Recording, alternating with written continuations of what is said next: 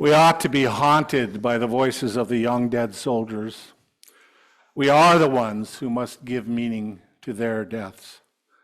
Their story is unfinished and open-ended. Whether their deaths were in vain or for peace and a new hope is entirely up to us. I'm reminded of the line from Steven Spielberg's film Saving Private Ryan, the dying words of Captain Miller to the young soldier. He has risked his men's lives and sacrificed his own to rescue are simple. Earn this, he says. Earn it. How can we earn this? That's the question posed by the young dead soldiers at Memorial Day. I'm not a veteran, but I've always liked the mission statement of the Northland chapter of Veterans for Peace up in Duluth and Superior: to honor the fallen, heal the wounded, and work for peace. That's how to earn it, in my view. And I'll try to use that as a rough organizing scheme for this sermon, which I'm going to have to rush through. We honor the fallen, first of all, by remembering them. Back in those days when I was in Indianapolis and had Memorial Day weekends free, I often used to drive up to Black River Falls, where my brother lived at the time, and where our family had its own little tradition of attending the annual powwow at the ceremonial grounds of the nearby Ho-Chunk Band. My parents and sister would drive down from Two Harbors for this rendezvous. We would all get together and spend the weekend. And if you've ever been to a powwow, you know that it typically begins with a grand entrance, with all the dancers in full regalia processing around the ring to the thunder of the assembled drums. It's quite colorful and impressive, much more so, I think, than cars speeding around a racetrack. In Black River Falls, this opening procession was traditionally followed by a dance which honored all the veterans of the various armed services in all the wars within living memory. And all veterans, Indian and non-Indian, were invited to participate, and they did so with quiet pride, the oldest shuffling along with canes in time to the throbbing drumbeat. And outside the wooden bleachers where the dancing took place, there were dozens of ad hoc shrines set up with photographs of those who had been killed in action, usually with a pack of cigarettes set beside the picture, a token offering of sacred tobacco to those departed warriors. So it was there in Black River Falls, far from the noise and frenzy of the Indianapolis 500, that I began to appreciate this, through this simple ceremony, the courage of the men and women who were being honored by being remembered. Sometimes it takes stepping outside of your own culture in which we're embedded in order to be able to see something in a new light, in order to truly remember. Remembering is more than a neurological or psychological phenomenon. It's also a spiritual practice and a cultural necessity. We must remember in order to remain human. The question is not so much whether we remember or even what we remember, but how we remember. And it seems to me that there are two ways to remember war which move in two very different directions. And I call these different dimensions of memory the mythic and the mortal. The mythic memory of war was wonderfully depicted in the 2004 Hollywood blockbuster movie Troy. In that film, the half-divine hero Achilles, played by Brad Pitt, of course, is persuaded to join the Greek naval expedition by the crafty Ulysses, who tells Achilles that if he does not participate, he will miss out on the kleos, the everlasting fame. Achilles' own mother, the goddess Thetis, tells him that he can stay behind, find a nice girl, marry, raise a family, live the good life, and be happy. Or, on the other hand, says Ulysses, he can go to fight in Troy, where he will die a glorious death, achieve immortal fame, and live forever in the mythic memory of humankind. Guess what he chooses? Well, we all know the story. That's the point. Achilles is the archetypal warrior, a mythic model that has shaped the fantasies of would-be warriors for millennia. I remember how, as a boy, I used to love to play army by storming the sand beach on Duluth's Park Point. It was always a treat to go there to visit our family friends, the Masons, because we didn't have any sandy beaches on the North Shore. Caught up in the strong currents of this mythic memory, I imagined myself as part of a brave force of soldiers invading Okinawa, Iwo Jima, Guadalcanal, all the places in the Pacific Theater in World War II where our fathers had served. My friend, Steve Mason, would hide behind the bush, shoot at me with his pretend rifle made out of driftwood, and I would crumple dramatically into the soft, warm sand. But soon I would rise up again, and we would trade places, Steve and I, back and forth, until it was time to go in for his mother's peanut butter sandwiches. We would live forever in these mythical moments, these mythic memories. Much later, when I was on sabbatical in Europe in 2002, I visited the beaches in Normandy where my brother and his family, and with my brother and his family and my two sons.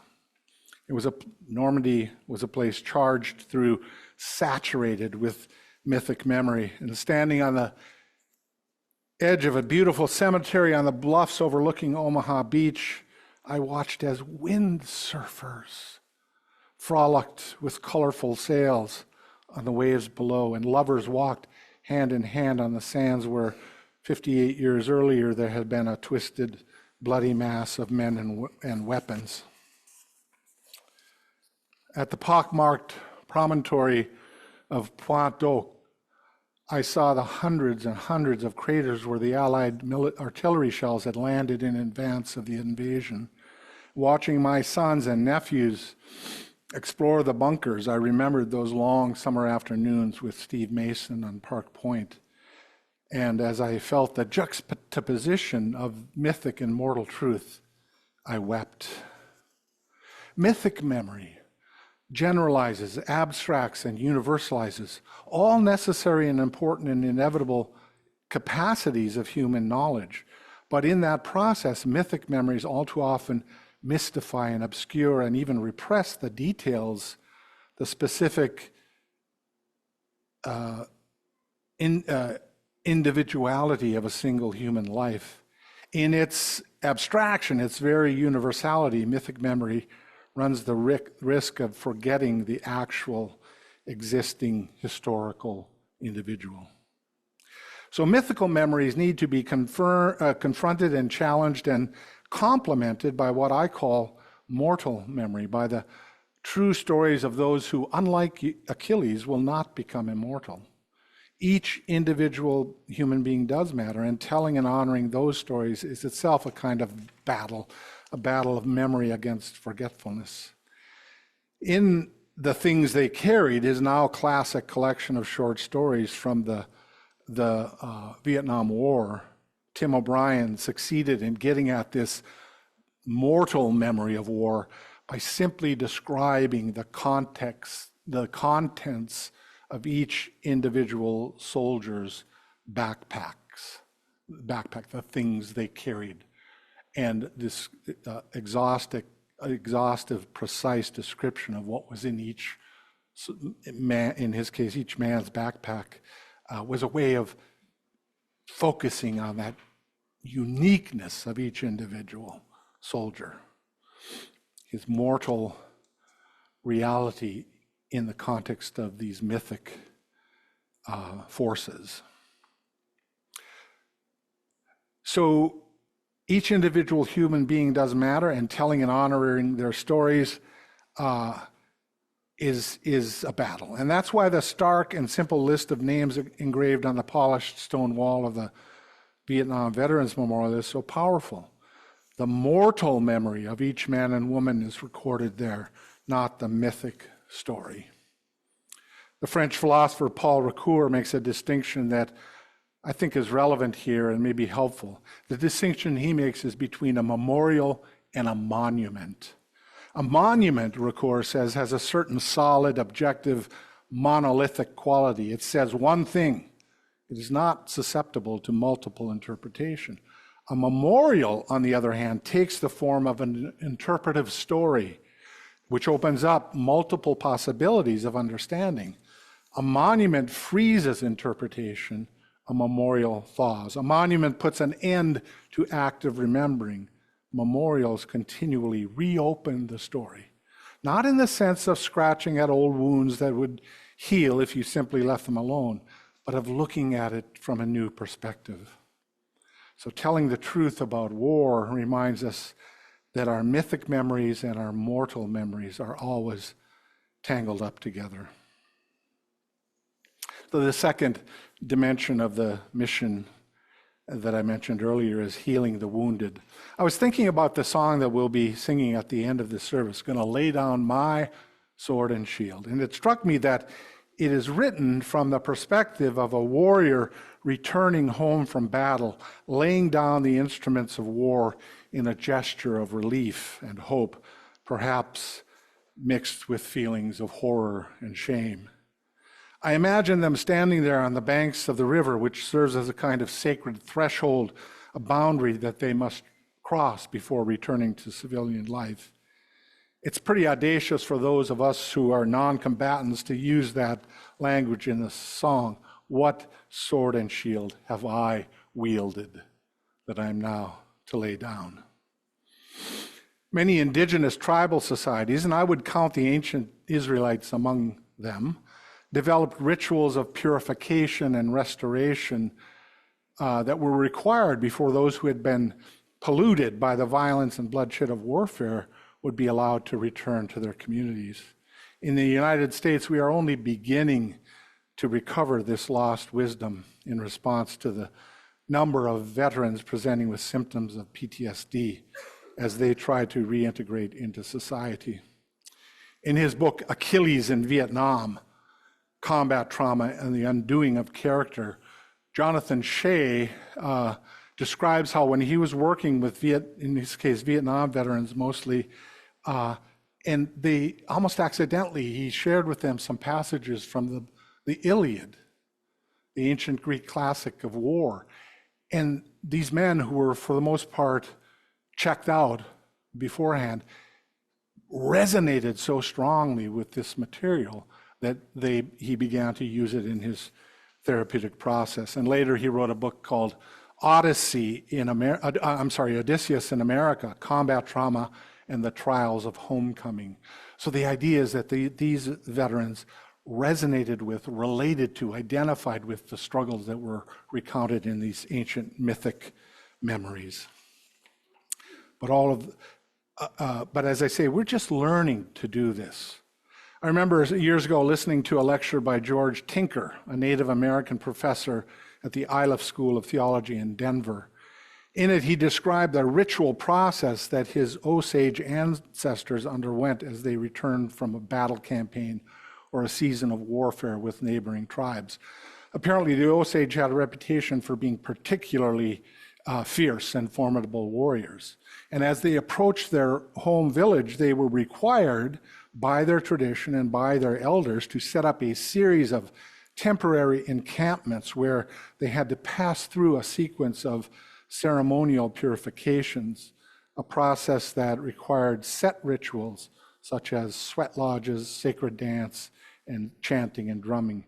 It's as if that powerful warrior energy in its raw, high voltage state needed to be gradually stepped down through a series of ritual transformers until it could be made available at a level that was safe for ordinary usage.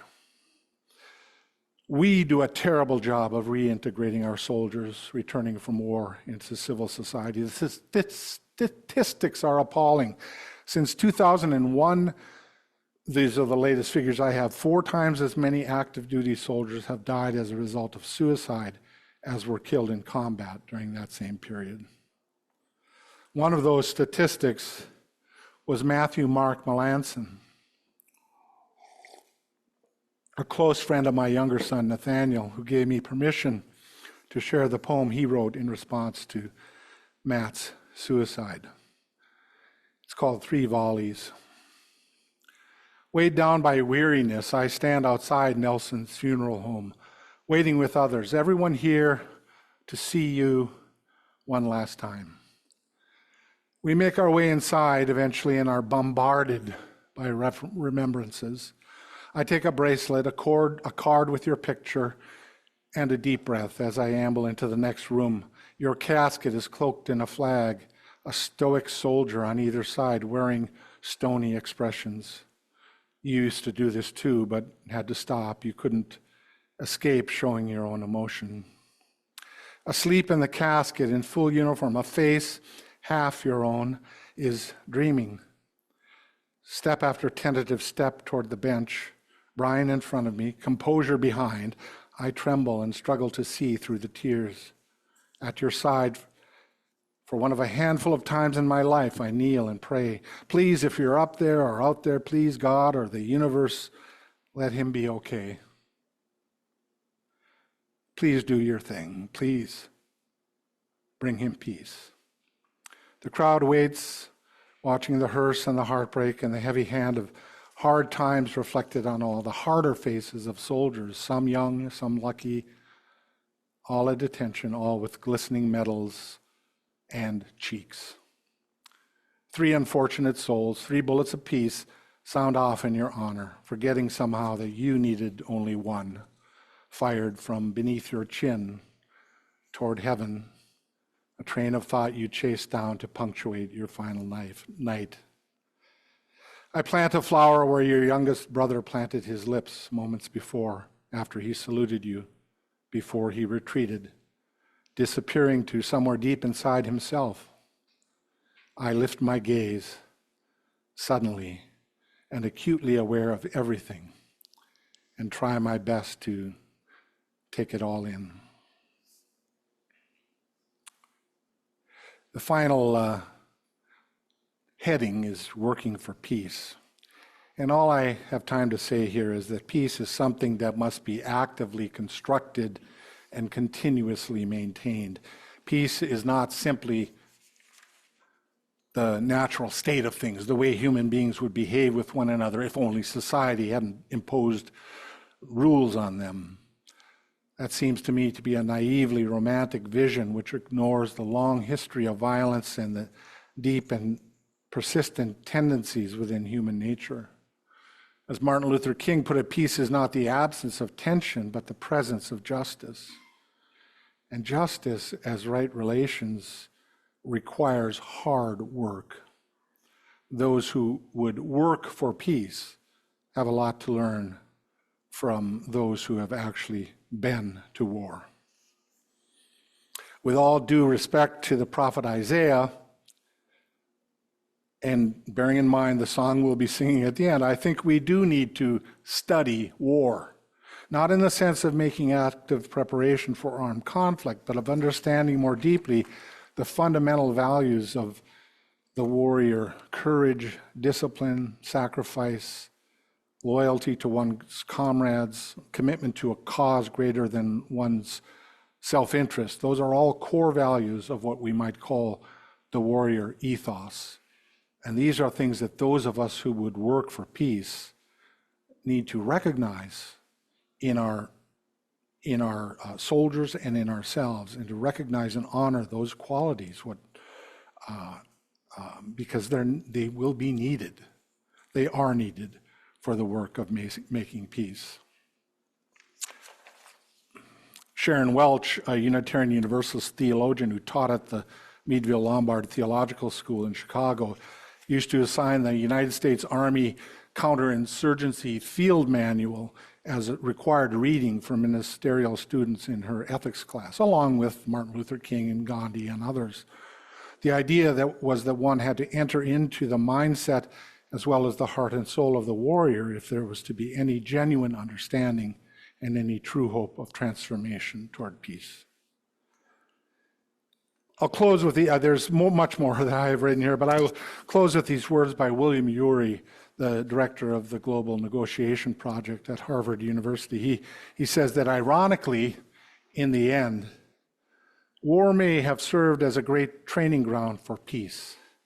For peace, he says, is harder than war. We ought to be haunted by the voices of the young dead soldiers. We are the ones who must give meaning to their deaths. Their story is unfinished and open-ended. Whether their deaths were in vain or for peace and a new hope is entirely up to us.